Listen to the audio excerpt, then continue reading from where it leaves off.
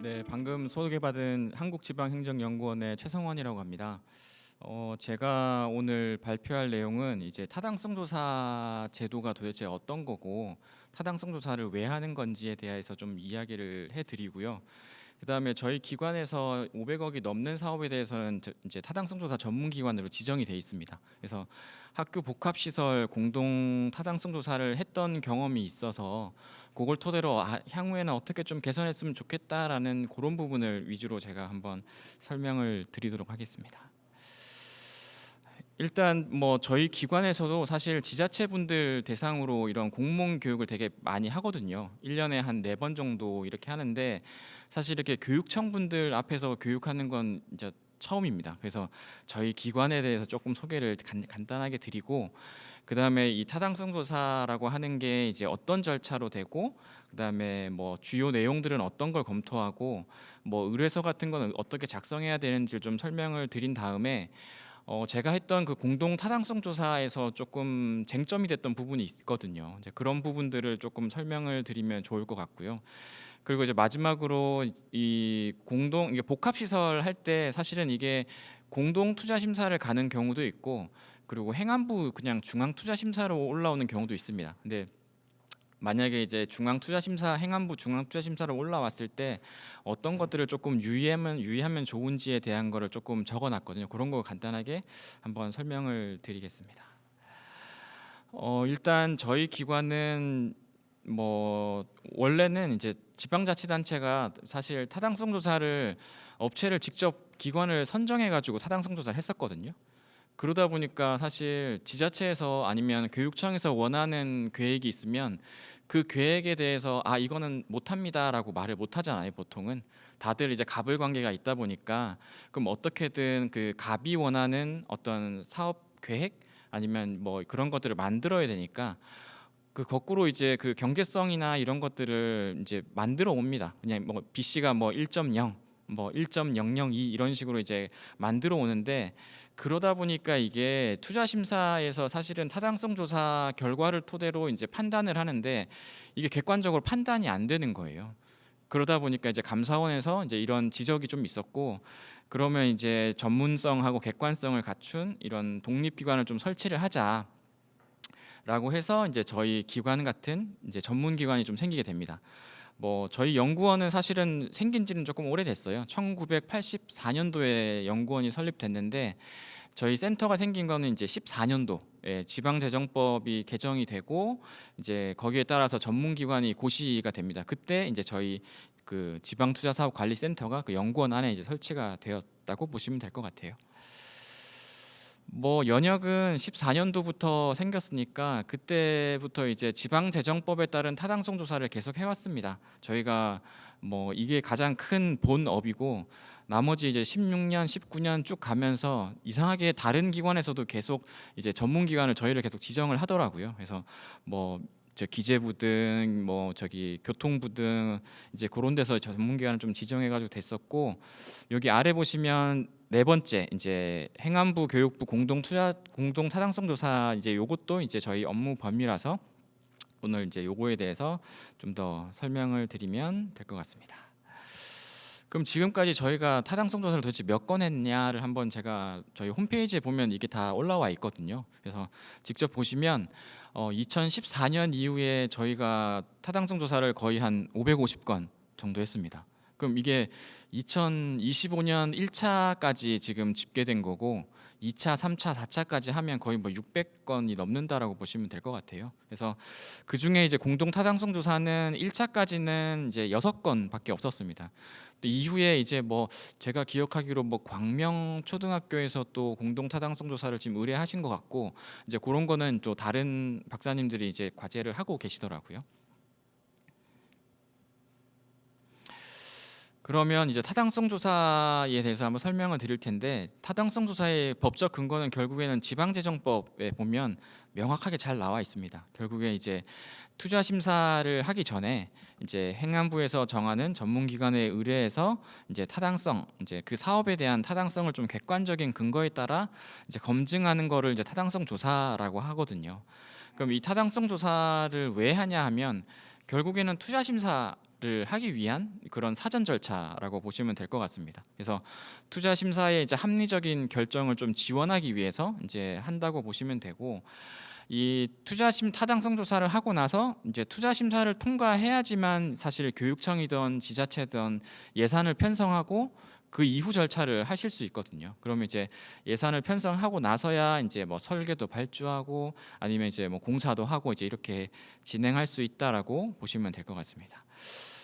보통 이제 이 법정에서 이제 법으로 정하는 이제 타당성 조사를 하는 거는 이제 총 사업비가 500억이 넘는 사업에 대해서 이제 저희가 검토를 하게 되고, 그럼 이제 공동 타당성 조사는 이제 교육 재정이 포함이 되면 그 사업에 대해서는 저희하고 그다음에 교육부에서 정하는 전문기관하고 같이 이제 이렇게 공동 타당성 조사를 수행하게 됩니다. 타당성 조사 이제 대상 같은 경우는 이제 뭐 모든 사업에 대해서 다 이제 타당성 조사 대상이 되는 건 아니고요. 이제 그 중에서 이제 대상 사업이라고 하는 거는 결국엔 투자 심사 대상 중에서 총 사업비가 500억이 넘는 사업에 대해서 이제 타당성 조사 대상이 되고, 밑에 보시면 사실은 뭐 타당성 조사라고 하는 용어가 저희 지방재정법에만 있는 것도 아니고 또 건설기술진흥법에도 타당성 조사라는 명칭이 있습니다. 그래서 이제 혹여 이제 사람들이 타당성 조사 이거 중복 아니냐 이제 뭐 이렇게 얘기하시는 분들도 있긴 하거든요. 근데 저희가 이제 말하는 지방재정법에 따른 타당성 조사는 결국에는 투자 심사, 그러니까 예산 편성하기 전에 이제 예산 편성을 위해서 이제 하는 조사가 타당성 조사, 이제 지방재정법에 따른 타당성 조사라고 보시면 되고, 이 건기법에 따른 타당성 조사는 이미 예산이 편성하고 이 사업을 어떻게 추진할지에 대해서 이제 검토하는 이제 뭐 조사라고 보시면 될 것 같습니다. 명칭은 동일하지만 이제 내용과 목적이 좀 다르다라고 그렇게 이해를 해주시면 될 것 같습니다. 그러면 이제 타당성 조사를 모든 사업을 다 하는 건 아니고 제외 대상도 있습니다. 사실 뭐 저희가 지방재정법에 따른 타당성 조사 하기 전에 뭐 뉴스에서 보면 뭐 예비 타당성 조사 이런 거 되게 많잖아요. 그래서 국가재정법에 따른 예비 타당성 조사를 실시한 경우에는 저희 이제 타당성 조사는 다 면제를 하고 있습니다. 그게 뭐 국가재정법에 따른 예비 타당성 조사든 아니면 사업계획 적정성 검토든 아니면 이제 공공기관 예타든 이제 이런 것들을 비슷한 저희 리맥과 비슷한 전문기관에서 했던 사업 이제 뭐 검토했던 이제 조사가 있으면 그거에 대해서는 다 이제 타당성 조사를 제외하고 있고요. 그리고 이제 네, 그렇습니다. 그럼 이제 타당성 재조사라고 하는 게 있습니다. 타당성 재조사는 왜 하냐면 타당성 조사도 했고 투자 심사도 거쳤는데 사업 추진 과정에서 이제 사업 계획이 바뀌는 경우가 되게 많잖아요. 그러다 보면 이제 사업 계획이 바뀐 거에 대해서 이제 그 타당성을 다시 재검증하는 제도라고 보시면 될 것 같고, 이 대상 사업이 사업 계획이 일부 바뀌었다고 해서 다 이게 재조사를 하는 건 아닙니다. 지금 여기 보시는 것처럼 과거에 이제 500억이 되지 않아서 타당성 조사를 하지 않은 경우에 이제 500억이 넘거나 하면 이제 타당성 조사를 하는 경우도 있고요. 아니면 이제 500억이 기존에 넘었었는데 이제 타당성 조사도 했었어요. 근데 그러다가 지금 밑에 보시는 산식에 의해서 이 기준치를 초과하게 되면, 보통 이제 뭐 흔히 간단하게 말씀드리면 뭐 총 사업비가 한 30% 넘으면 재조사 대상이 된다고 보시면 될 것 같아요. 그래서 과거에 뭐 500억으로 추진하다가 한 650억 정도 됐어요. 이제 그러면은 이제 다시 타당성 재조사도 받고 투자 재심사도 해야 되는 이제 그런 상황이 된다라고 보시면 될 것 같습니다. 이 재조사 대상이 되는 게 이제 결국에는 이렇게 네 가지 항목이 있는데, 결국엔 투자 심사하고 나서 사업이 지연되는 경우도 되게 많잖아요. 사업 계획이 바뀌는 경우도 있고 뭐 민원이 발생하거나 뭐 그런 경우에는 이제 사업 추진이 지연되는데, 투자 심사 이후에 이제 다음 연도부터 해서 4년 이상 사업 추진이 이제 지연된 경우, 그러니까 뭐 착공이 안 됐거나 이제 그런 경우를 의미한다라고 보시면 될 것 같고요. 그다음에 뭐 사업의 수요 예측치가 30%를 감소하는 경우도 이제 뭐 재조사 대상으로는 하고 있습니다. 근데 실제로 30% 감소해서 재조사를 한 케이스는 이때까지 한 번도 없었어요. 그리고 이제 감사원에서 만약에 이제 이거 재조사해야 된다라고 이제 그렇게 요청을 하는 경우에는 재조사를 하고 있고요. 그리고 밑에 거는 그렇게 참고를 해주시면 될 것 같고, 제조사 제외 대상에서 이제 가장 큰 게 투자 심사 재심사 대상이 아니면 결국에는 제조사를 할 필요는 없습니다. 왜냐하면 이 타당성 조사라고 하는 게 결국엔 투자 심사의 의사결정을 하기 위해서 이제 어떻게 하다 보니까 그렇게 한다라고 보시면 될 것 같고요.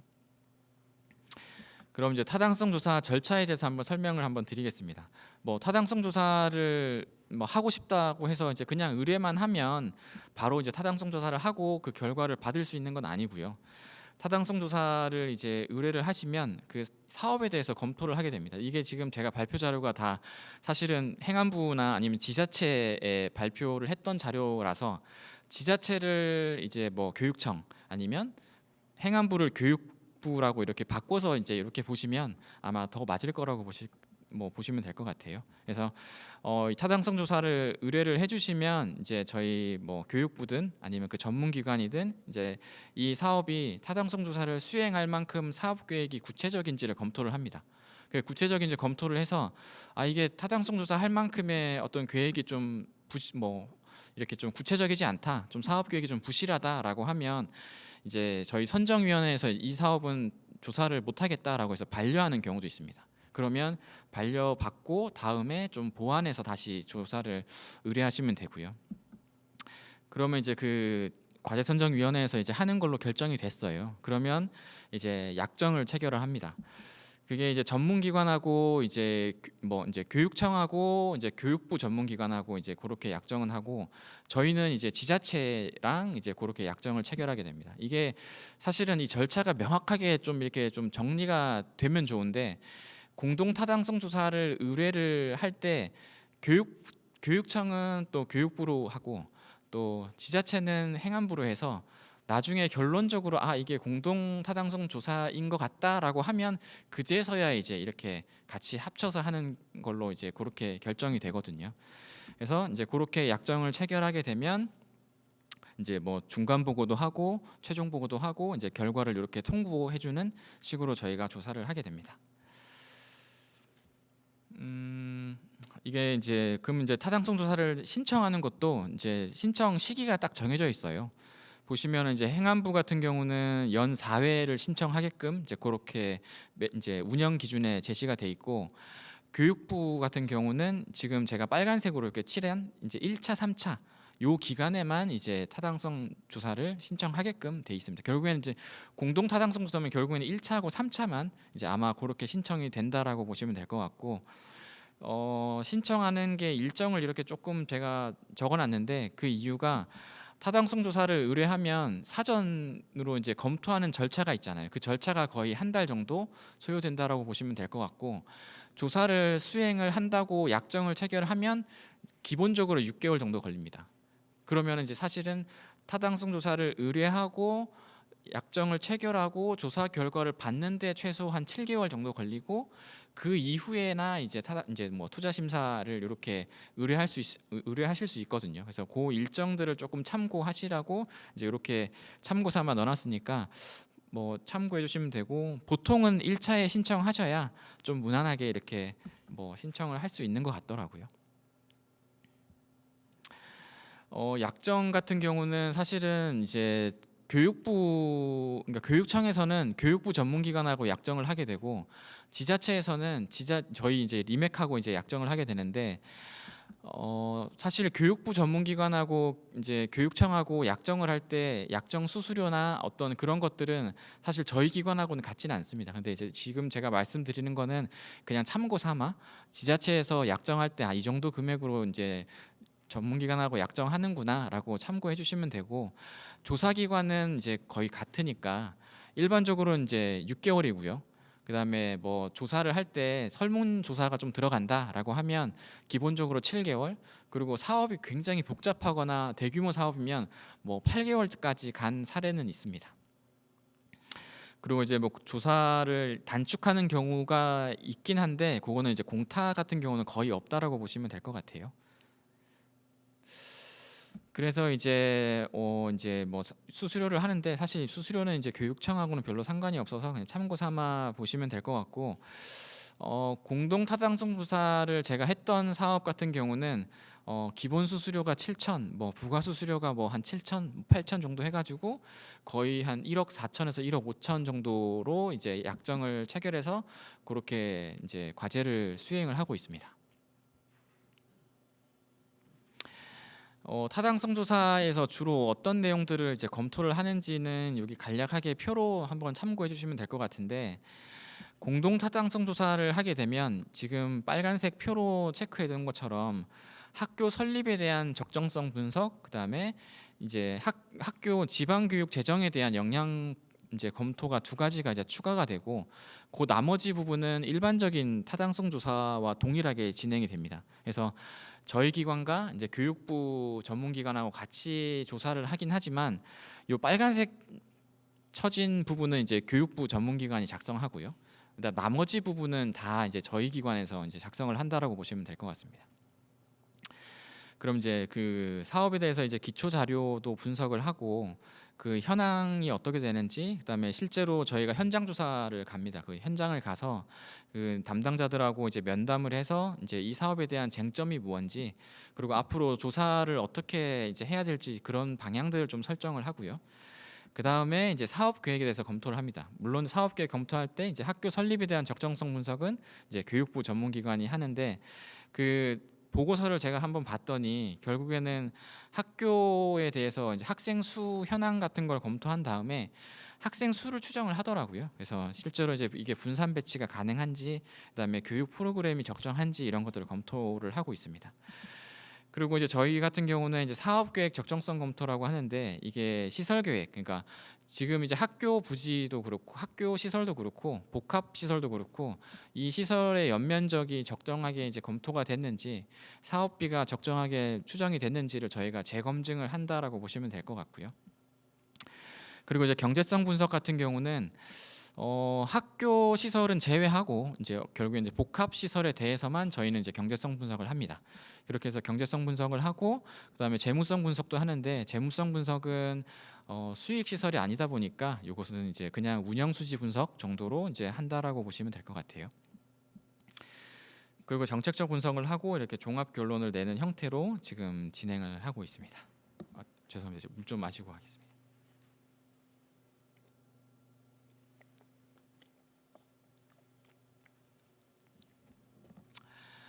뭐 사실은 뭐 이런 경제성 분석이든 운영 수지 분석이든 기준은 사실은 1이 기준입니다. 1 이상이 돼야 사실은 그 경제적 타당성을 확보했다라고 이제 얘기를 하는데, 실제로 저희 기관에서 분석한 경제성 분석 결과를 보면 대부분 0.1, 뭐 0.2, 뭐 이런 수준이에요. 사실 체육시설 보통 이제 복합화하면 대부분 체육시설을 많이 하시잖아요.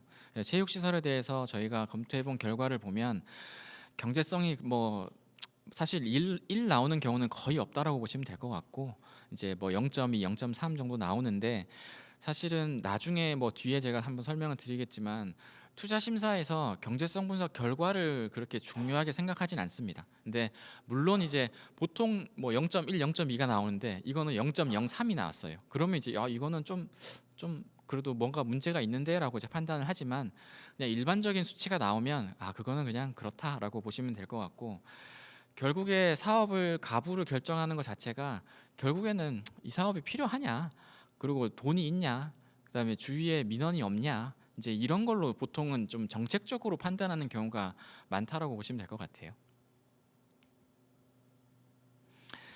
저희 타당성 조사 같은 경우는 착수회의, 그다음에 중간 점검, 뭐 중간 보고, 최종 점검, 최종 보고 5가지 공식적인 회의를 진행을 합니다. 그 회의 할 때 뭐 저희 내부적으로만 그냥 하는 건 아니고요. 저희가 이제 그 저희 내부에서 이제 뭐 연구 총괄은 하지만, 그다음에 비용 검토는 또 비용을 이제 검토해 주실 전문가분을 이제 모시고, 전문 엔지니어링 업체분하고, 그다음에 뭐 학계 교수님들, 그다음에 회계법인 이런 분들하고 이제 같이 이제 한꺼번에 같이 이제 이렇게 연구진으로 이제 타당성 조사를 수행하게 되고, 이 5가지 이제 그 회의를 할 때 저희가 이제 외부의 이제 검토위원이나 자문위원들을 섭외를 해서 좀 조사를 이제 객관적으로 혹은 이제 품질을 좀 제고하기 위해서 그렇게 지금 하고 있습니다. 그래서 이제 지자체에서는 이제 뭐 교육청도 마찬가지고요. 뭐 보통 중간 보고 최종 보고 회의에 참석을 해서 이제 공식적으로 이 저희 보고서에 대한 그 의견들을 이제 개진을 하는데, 사실 제가 했던 공타에서는 교육청 분들은 잘 안 오시더라고요. 이게 어떻게 보면 이제 타당성 조사는 약간 뭐 지자체 거다라고 생각을 하시는 것 같아요. 그래서 그거는 별로 신경 안 쓰시고 지자체 분들이 알아서 하시겠지라고 하는데, 막 혹시나 이제 여기 계신 분들이 나중에 공타를 하시게 되면 실제로 이런 보고회의에 한번 오셨으면 좋겠어요. 오시면은 그때 나왔던 의견들이 보통은 투자 심사까지 가거든요. 그래서 여기에 나와 타당성 조사에서 얘기했던 그런 부분을 이제 좀 미리 이제 듣고 이제 투자 심사 올리기 전에 보완을 해서 가시면 오히려 좀 투자 심사를 좀 더 수월하게 하실 수 있으니까 다음번에 이제 그렇게 참여를 하시면 더 좋지 않을까 싶습니다. 뭐 이제 일정 같은 경우는 앞서 말씀드렸던 것처럼 사전 검토하는데 한 달, 그다음에 약정해서 이제 뭐 보고서까지 나오는데 한 6개월, 그다음에 최종적으로 보고서 출판하는데 한 달 정도 걸려서 뭐 그렇게 일정이 된다라고 보시면 될 것 같습니다.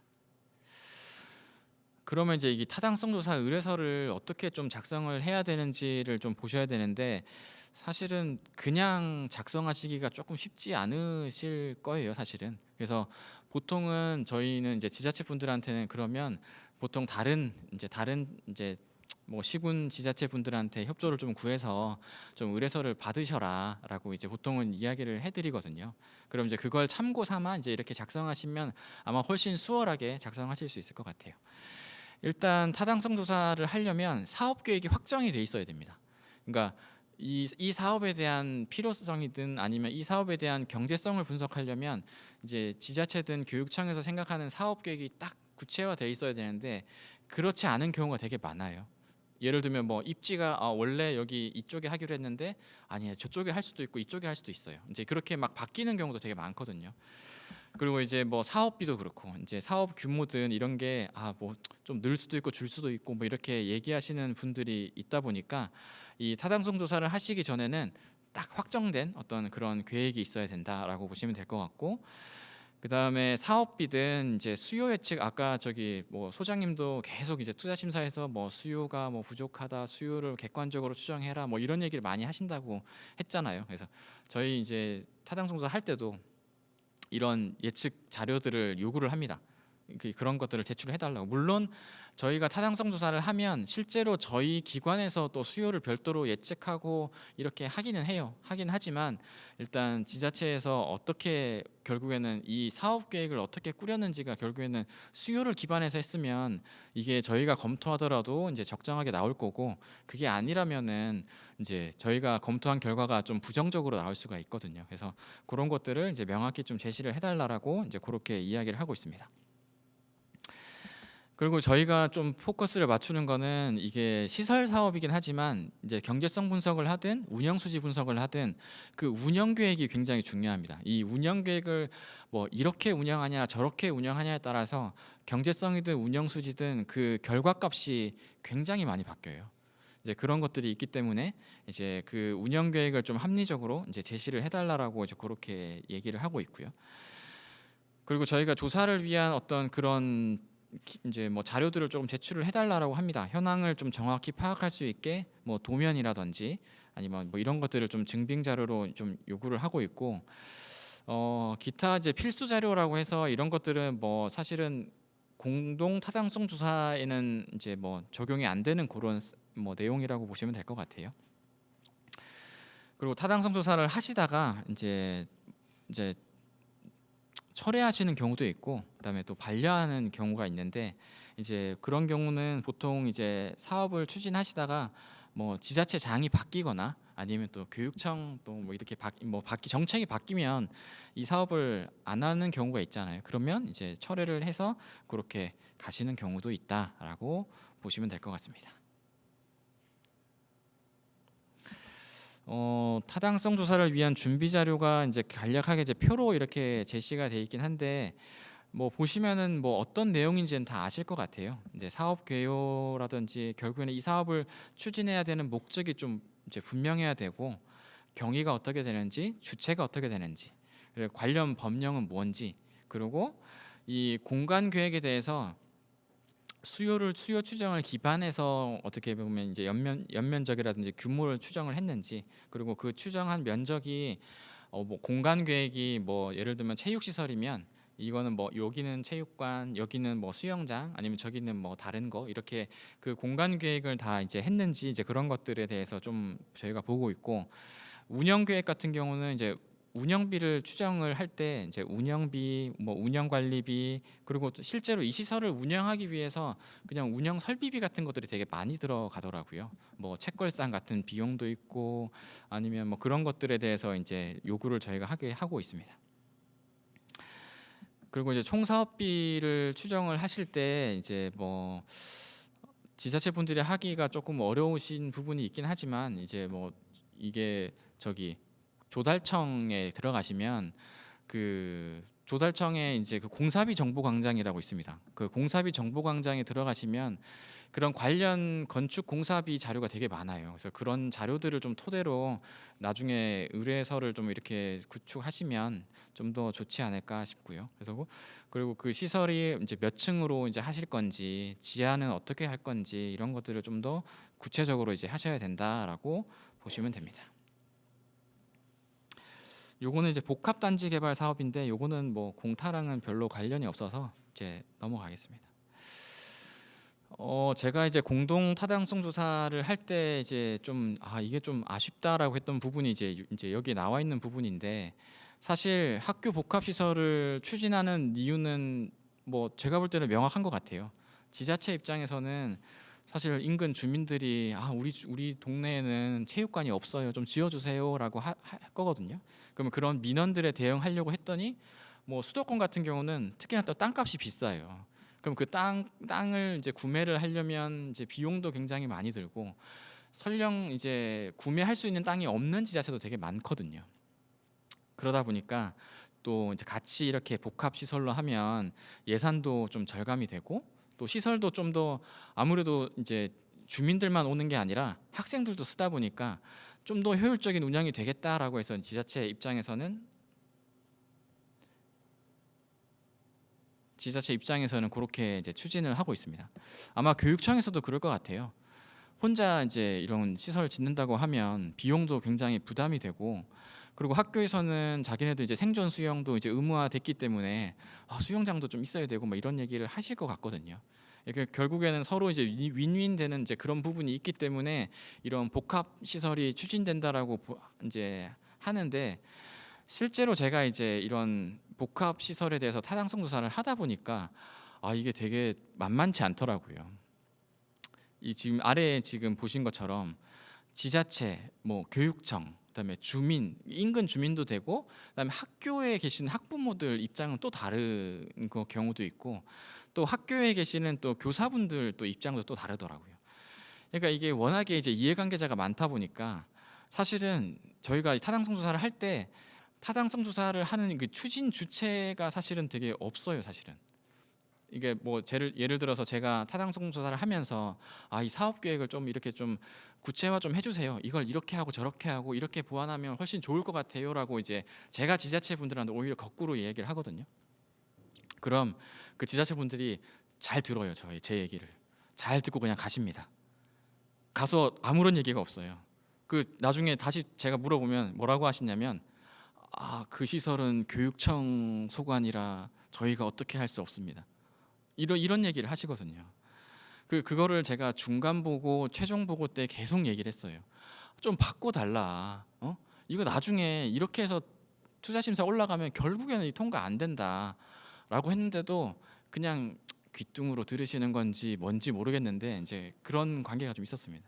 아마 이제 이해관계가 너무 복잡하다 보니까 그런 부분이 분명히 있었을 것 같아요. 그래서 이제 제가 이제 수차례 얘기했음에도 이제 계획이 좀 부실하니까 좀 바꿔달라라고 했는데, 결국에는 안 바꿨습니다. 안 바꾸고 이번에 안 바꾸고 저기 공타로 올라간 걸로 제가 알고 있는데, 아마 이번에 재검토로 이제 그렇게 됐다라고 하더라고요. 제가 뭐 사업명을 이렇게 명확히 쓰긴 조금 좀 죄송한 부분이 있어서 그냥 그거는 땡땡 처리했고요. 이 초등학교에 복합화하면서 체육 체육관을 이제 짓는 사업이었습니다. 지금 보시면 여기 지하 1층 평면도랑 지상 1층 평면도가 있는데 뭐 그냥 일반적인 거라고 생각하실 수 있을 것 같아요. 그냥 평면도만 봤을 때 그래 뭐 수영장 있고 체육관 있고 그다음에 뭐 라커룸 있고 뭐 잘 됐네라고 생각하실 수도 있는데 이 시설에 대한 연면적이 4천 정도 됩니다. 그리고 수영장은 25m 5레인. 그리고 운영 프로그램을 자기네들이 하겠다라고 했는데 수영장하고 체육관에다가 이제 강습 프로그램 한다고 했거든요. 주민들을 대상으로. 근데 또 이 사업 같은 경우는 특이한 점이 운영 주체가 또 두 개가 다릅니다, 서로. 수영장은 지자체에서 운영한대요. 근데 체육관은 이제 교육청, 근데 학교에서 이제 운영을 한다라고 그렇게 했습니다. 지하 1층 평면도 한번 보시면 사실은 4,000제곱미터면 결코 작은 면적이 아니거든요. 다른 시설들을 보면. 근데 여기에 지금 수영장하고 그다음에 라커룸만 있습니다. 아니 보통 이런 수영장에 가면 뭐 GX 룸도 있고 다목적 룸도 있고 보통 다 있잖아요. 근데 여기는 그냥 크게 홀만 있어요. 그리고 지하 1층 평면도도 보시면 체육관에다가 라커룸이 크게 있고 크게 홀이 있어요. 그러니까 이게 공간이 되게 널널하게 지금 계획이 돼 있다라고 이제 보시면 되고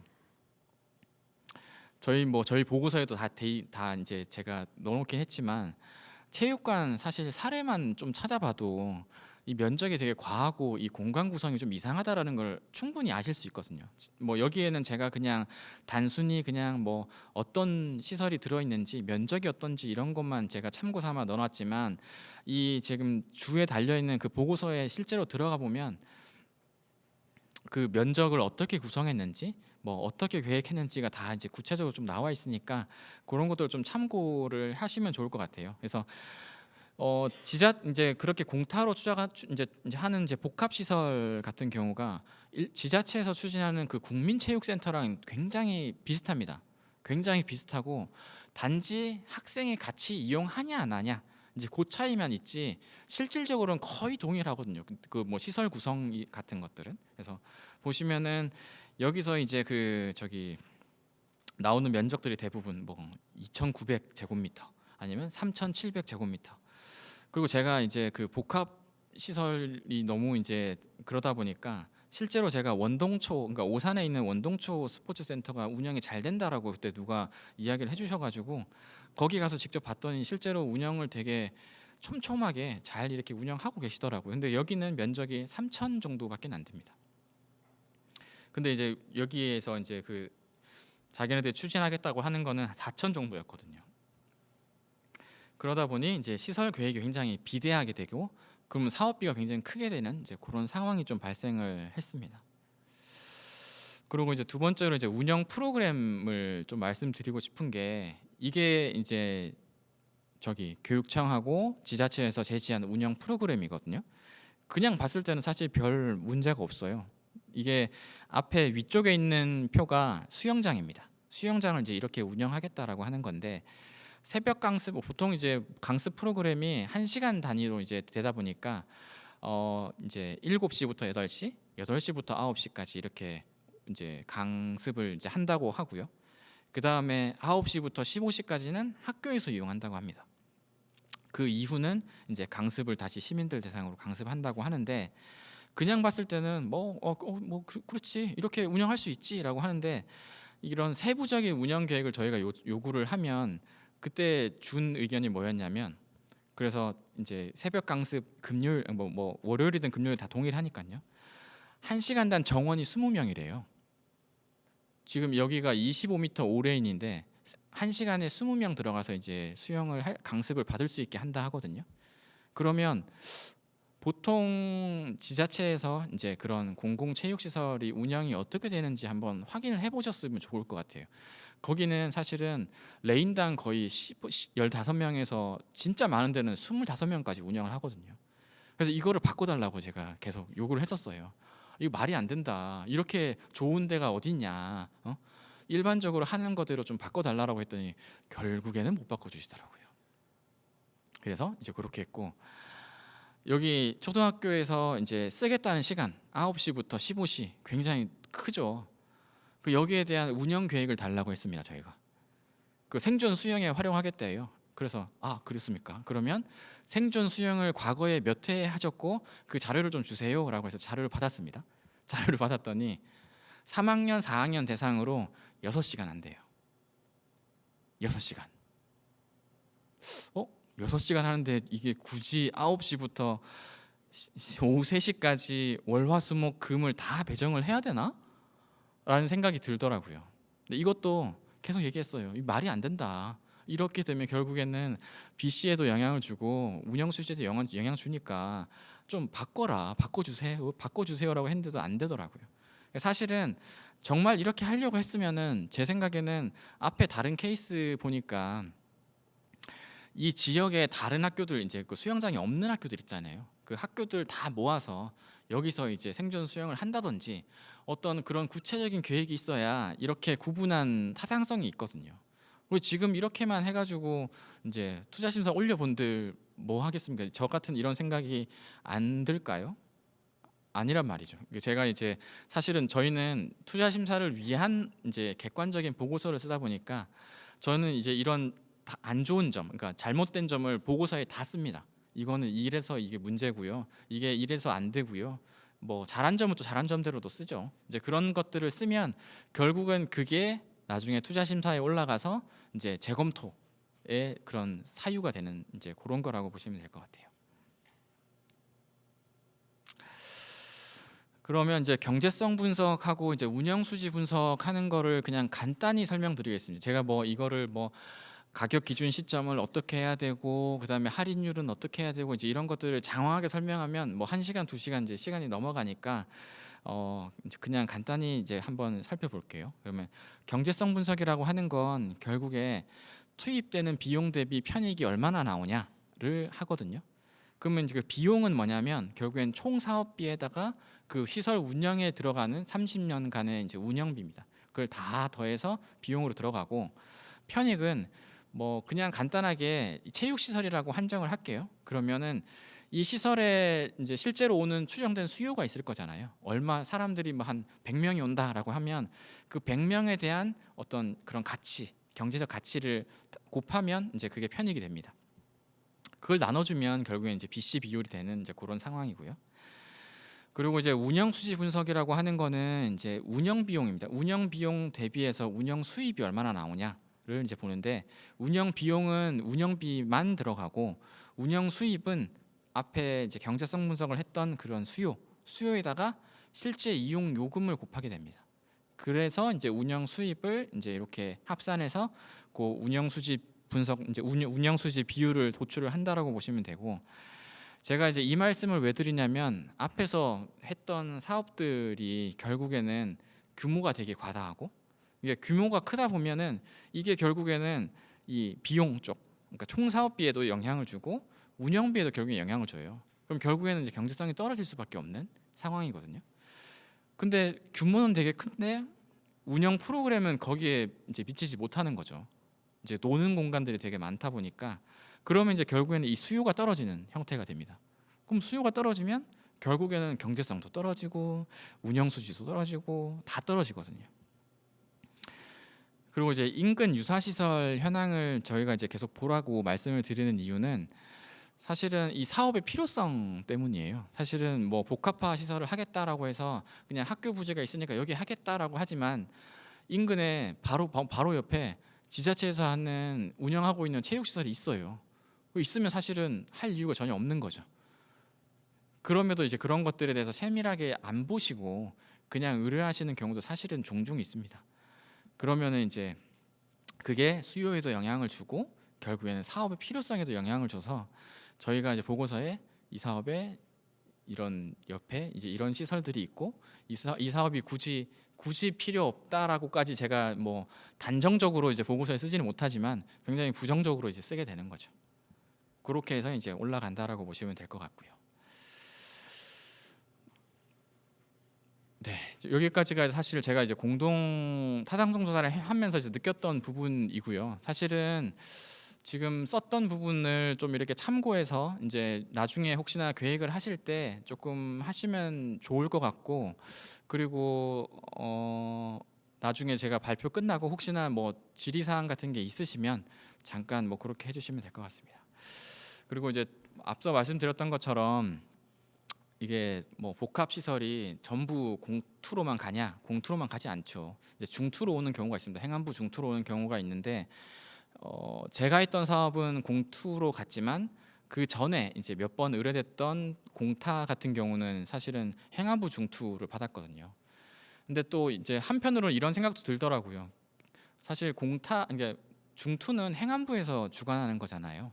그럼 이제 행안부에서 승인을 하는데 교육청의 예산을 이제 뭐 쓰라 마라를 이제 행안부에서 승인하는 게 한편으로 맞나? 라는 또 한편에 그런 생각이 들긴 하지만 일단 제도상으로는 그렇게 돼 있습니다. 그래서 여기 보시면 이제 그 교육부에서 나온 이제 심사 지침에 보면 그 투자 심사 면제 대상이 있는데 첫 번째 줄에 첫 번째 두 번째 이제 찌개 보시면 학교를 신설하면서 학교 복합 시설을 설치하는 경우에는 투자 심사를 이제 교육부는 면제를 하고 있습니다. 그럼 제가 검토했던 사업은 학교 신설이 아니었거든요. 학교를 개축하는 사업이었습니다. 개축하면서 이 복합 시설을 하는 경우다 보니까 이제 투자 심사 면제가 안 되었던 거예요. 그래서 이제 공투로 갔다라고 보시면 되고 이제 여기에 투자 심사 이제 요 내용 자체는 사실은 이제 그 교육 행정기관 이 사업에 대해서만 이제 적용이 되다 보니까 지자체 돈이 뭐 1원이라도 들어가면 결국에는 이게 중앙투자심사로 올 수밖에 없어요. 그래서 이제 그렇게 넘어오는 경우라고 보시면 될 것 같고요. 그 뭐 투자 심사를 사실은 이제 중투 같은 경우는 행안부에서 하고 이제 공동 투자 심사 같은 경우는 행안부랑 교육부가 같이 하는데 아마 행안부가 같이 껴있다 보니까 이 행안부가 어떻게 이 투자 심사를 운영하는지를 조금 아시면 아마 공투를 대응하든 중투를 대응하든 이런 부분이 조금 수월하실 것 같아요. 그래서 이제 그런 부분을 한번 설명드리고 싶은데요. 심사 결과 나오는 거는 결국엔 크게 5가지가 있습니다. 이렇게 적정, 부적정, 재검토, 조건부, 반려. 한 가지가 더 있는 거는 이제 조건부 2단계 심사라고 해서 이제 뭐 실지 설계를 하고 나서 또 투자 심사를 받으라고 하는 경우가 간혹 있습니다. 이제 그런 경우가 있고 중앙 투자 심사 같은 경우는 재검토 비율이 거의 한 70% 이상 그러니까 반려되는 경우 재검토되거나 반려되는 경우가 30% 정도 됩니다. 한 70% 정도는 이제 통과가 되고 한 30% 정도는 반려되거나 재검토된다라고 보시면 될 것 같고 여기에 이제 적정이라고 돼 있는데 적정은 거의 없습니다. 거의 없고 대부분 이제 조건부로 나온다라고 보시면 될 것 같고요. 그다음에 나머지 이제 뭐 부적정도 사실은 잘 없습니다. 잘 없고 대부분 재검토나 반려로 갑니다. 재검토로 나오면 결국에는 이제 이 사업 규모나 시기 뭐 이제 재원 조달에 대해서 좀 재검토가 필요하겠다라고 하면 이제 이렇게 나오고 반려라고 하는 제도 자체가 사실은 제가 예전에 행안부 투자 심사를 지원했을 때가 한 2020년 그때 같이 제가 했었거든요. 그때는 사실은 이 반려 제도를 되게 활용을 안 했어요.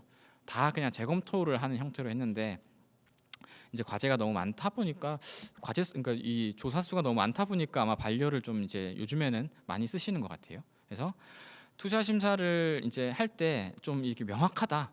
이제 좀 타당성을 결한 게 좀 명확하다라고 하면 이제 심사를 하지 않고 아예 반려를 해버립니다. 그러니까 내용을 보지도 않아요. 그냥 반려 하니까 이제 반려를 결국에 안 당하는 게 어떻게 보면 투자 심사를 하실 때 가장 중요하다라고 보시면 될 것 같고요. 반려 대상이 심사 규칙에 명확하게 나와 있습니다. 제 1호에는 뭐라고 나와 있냐면 이제 추진 시기 아니면 규모, 재원 조달 계획에 있어서 좀 타당성을 결한 것이 명백하다라고 이제 판단되는 경우라고 돼 있고, 그다음에 이게 결국에는 사전 절차 미이행했던 사업에 대해서 이렇게 반려한다라고 이제 결국에는 그 내용이 나와 있고, 뭐 첫 번째는 이제 사업 계획 수립을 위해서 사전 용역, 그러니까 뭐 박물관 같은 경우는 뭐 이제 이런 설립 타당성 문체부에서 하는 그런 것들이나 아니면 뭐 이제 그런 것들에 대해서 기술이 돼 있고요. 이제 두 번째는 이제 저희 이제 500억이 넘는 경우에 타당성 조사를 안 하면 이제 이렇게 반려를 하고 있다라고 보시면 됩니다. 그리고 이제 국도비가 확정이 되지 않는 경우도 반려를 시킵니다. 이게 참 어려운 부분인데 이제 중앙부처에서는 예산을 너네 투자 심사 통과돼야 이제 너희 이거를 뭐 내려준다. 이제 이렇게 닭이 먼저냐 달걀이 먼저냐 이제 뭐 이런 내용 저런 내용이 있긴 하지만 일단 행안부에서 이제 투자 심사를 하는 기조 자체는 국도비가 이제 확보가 안 되면 반려를 시킵니다. 이게 투자 심사를 할 때 그 예를 들어서 체육시설이면 체육시설에 대한 국비 지원은 결국에는 이제 문체부잖아요. 그 문체부에다가 공문으로 질의를 합니다. 너네 이 사업에 국비를 지원해 줄 의향이 있는지를 질의를 하고 질의했을 때 회신이 우리 이 사업에 대해서 얼마 이렇게 줄 거예요라고 하면 이제 상관이 없는데 우리 이런 거 안 줄 건데요라고 하면 이제 그냥 반려가 된다라고 보시면 될 것 같고 혹시나 이제 중투하실 때 국비가 있는 사업이시라면 미리 국비 담당자한테 조금 이렇게 사전적으로 좀 이렇게 설명을 해주시는 게 좀 더 좋으실 것 같다라는 점입니다. 그리고 이제 2호에 보면 이제 투자 심사 결과에 대해서 재검토 통보를 받고 나서 이제 그 재검토 내용에 대해서 이제 보완 없이 그냥 재심사 의뢰하는 경우가 있는데 그런 경우에는 이제 이렇게 반려를 하고 있습니다. 근데 이게 의뢰서가 사실은 의뢰서를 나중에 작성해 보시면 아시겠지만 의뢰서 거의 100페이지 넘어요. 근데 행안부에서 이런 투자 심사를 검토할 때 사업 건수가 한 150건 정도 되거든요. 그러면 몇 페이지일까요? 그러면 거의 15,000페이지 되잖아요. 그거를 하나하나 이렇게 읽으면서 할 수는 없습니다. 그러다 보니까 저희가 이제 지자체 분들한테도 얘기할 때 혹시나 재검토 받았으면 그 재검토 받은 사유를 어떻게 보완했는지를 그 앞쪽에 이렇게 정리를 해서 좀 넣어주시 좀 덜하라고 이렇게 얘기를 하거든요. 그래서 그런 부분은 그렇게 혹시나 이제 그러면 그렇게 해주시면 될 것 같습니다. 이게 실질적으로 보완 내용이 됐다 하더라도 보완 내용이 안 보이면 이제 반려를 하거든요. 그리고 이제 투자심사 의뢰서상에 좀 자료 통계 자료 왜곡이나 뭐 누락 이런 게 있으면 반려를 하고 있습니다. 예를 들어서 수요 아니면 이제 산출 근거 이런 것들을 제시를 안 하면 반려고요. 그다음에 뭐 타당성 조사 결과 지적 사항의 반영 여부 뭐 이런 것들 그 투자 심사 의뢰서 항목에 다 있거든요. 그 양식에 있는 내용들을 누락을 하게 되면 이제 반려를 하고 있습니다. 그리고 이제 경제성 분석이나 재무성 분석 결과에 좀 명백히 오류가 있으면 또 그걸 근거로 반려를 하는 경우도 있습니다. 이게 이제 보통 이제 500억이 넘는 사업은 사실은 저희 리맥이든 아니면 교육부 전문기관이든 어디든 전문기관이 그래도 검토를 했으니까 이 경제성이든 재무성이든 이거에 대해서 틀렸다 어떻다 이렇게 얘기하는 경우는 사실 많진 않아요. 근데 500억이 안 되는 사업들은 이제 교육청이나 지자체에서 스스로 이제 이렇게 분석을 하시거든요. 용역사를 통해서 이렇게 분석을 하시는데 그때 용역사한테 그냥 예전처럼 그냥 이 사업을 하고 싶으니까 되게끔 결과를 가져오라고 하시지 마시고 그냥 객관적으로 해달라고 하세요. 그냥 BC가 0.1이 나오든 0.2가 나오든 상관없습니다. 뭐 운영 수지가 좋든 나쁘든 상관없습니다. 이게 결국에는 이 사업을 객관적으로 판단할 수 있게끔 하는 게 중요하다 보니까 괜히 그냥 BC를 경제성을 뭐 1 이상 맞춰야 된다 싶어가지고 이제 그런 자료들을 거꾸로 이제 넣다 보면 그걸 근거로 반려가 되는 경우가 있거든요. 그래서 최대한 객관적으로 이제 그렇게 나중에 이제 용역사분들한테 그렇게 해주시면 될 것 같고, 그다음에 5호에 나와 있는 내용은 이게 투자 심사가 이제 할 때 쟁송이 있는 경우, 소송이 붙어 있는 경우가 있습니다. 그 소송이 붙어 있는 경우에는 이제 투자 심사를 하지 않고 그렇게 반려를 하고 있다라고 보시면 됩니다. 그럼 이제 이 투자 심사의 주요 심사 기준이 제가 이제 이렇게 동그라미로 이제 정리를 해뒀는데 앞에서 말씀드렸던 그 5가지 5호까지 들어가는 내용이 결국엔 형식적인 요건, 그러니까 반려되지 않고 일단 투자 심사에서 검토를 할 수 있게끔 하는 이제 그 기준 자체가 이제 이렇게 형식적인 요건이라고 해서 1번부터 7번까지 지금 작성이 돼 있고요. 그럼 이제 실제로 투자 심사에 들어가게 되면 어떤 것들을 검토하는지가 뭐 이게 이제 운영 기준이든 지침이든 나와 있는 내용이긴 하지만 뭐 크게 정리하면 한 5가지가 될 것 같아요. 일단 사업의 성격이 이게 뭐 교육청에서 해야 되는 사업인지 아니면 지자체에서 해야 되는 사업인지 그 사무가 이제 맞는지에 대해서 이제 사업의 성격을 조금 규명을 하고 그 다음에 이제 재원 부담이나 이런 근거가 실제로 있는지를 검토를 합니다. 그리고 이게 이제 실제로 수요가 충분한지를 이제 주로 이제 재검토 사유로 많이 나오잖아요. 이제 그런 것들이 결국엔 주민 수혜 도면 필요성에 이제 들어가고 지역 내 유사 시설이 설치가 되는지 아니면 설치 예정인지를 좀 꼼꼼하게 이제 보셨으면 좋을 것 같습니다. 이게 사실 교육청에서 그냥 계획하다 보면 지자체 현황을 잘 모를 수가 있거든요. 그 지자체 현황 같은 경우는 지자체 담당자들한테 조금 이렇게 협조를 구하셔도 되고 요즘에 통계가 너무 잘 돼 있습니다, 사실. 그래서 뭐 체육 시설, 문화 시설 뭐 이런 것들은 다 뭐 문체부든 뭐 이런 데서 다 통계를 내고 있으니까 그 통계 자료만 봐도 사실은 인근에 시설이 있는지 확인하실 수 있거든요. 그렇게 해주시면 될 것 같고, 그다음에 사업 규모나 이런 것들은 사업 규모에 대해서 이제 적정한지는 수요 기반에서 이제 했는지 뭐 그런 것들, 그다음에 결국에 이 사업에 대해서 재원을 조달할 수 있는지, 그리고 이제 나머지 이제 민원 같은 게 없는지 이제 이런 부분들을 이제 투자심사에서 주로 본다라고 보시면 될 것 같습니다. 이런 것들을 나중에 잘 이제 참고하셔가지고 뭐 투자심사든 뭐 이런 것들을 준비하시면 아마 좀 더 좋은 결과가 있지 않을까 싶습니다. 네, 이상으로 발표 마치겠습니다.